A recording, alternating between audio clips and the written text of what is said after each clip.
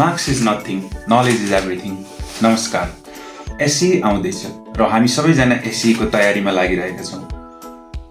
भनिन्छ take care of your present, the future will take care of its. So today we are taking care of present. प्रेजेन्टमा हामी के कुरामा focus गर्ने जसले गर्दा हाम्रो रिजल्ट राम्रो आउँछ, ती बारेमा हामी अब चर्चा गर्दै जान्छौँ। र बिचमा तपाईँहरूलाई केही गुनासो, जिज्ञासा र नबुझेका कुनै टपिकहरू छन् भने कमेन्ट गर्न सक्नुहुन्छ। दुईटा मेन टपिकहरू छन्, गाइडेड राइटिङ र फ्री राइटिङ। गाइडेड राइटिङ र फ्री राइटिङ हामीले राम्रोसँग गर्न सिक्यौँ भने त्यस पछाडि अरू टपिकहरू बिस्तारै सिक्नेछौँ। गाइडेड राइटिङमा कुन कुन विषयहरू रहेका छन् त? गाइडेड राइटिङको बारेमा कुरा गर्नु पर्दाखेरि त्यहाँनिर brochure writing, invitation writing, letter writing, news report writing, story writing, साथसाथै अन्य केही टपिकहरू रहेका छन्। अब चर्चा गरौँ हामी फ्री राइटिङको।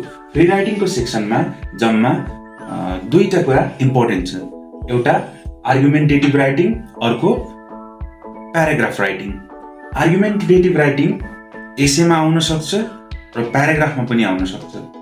एसे र प्याराग्राफ कसरी राम्रो लेख्ने, ती बारेमा हामी आउने भिडियोहरूमा चर्चा गर्ने नै छौँ। अनि इङ्ग्लिसको अर्को महत्त्वपूर्ण पाटो हुन्छ ग्रामर।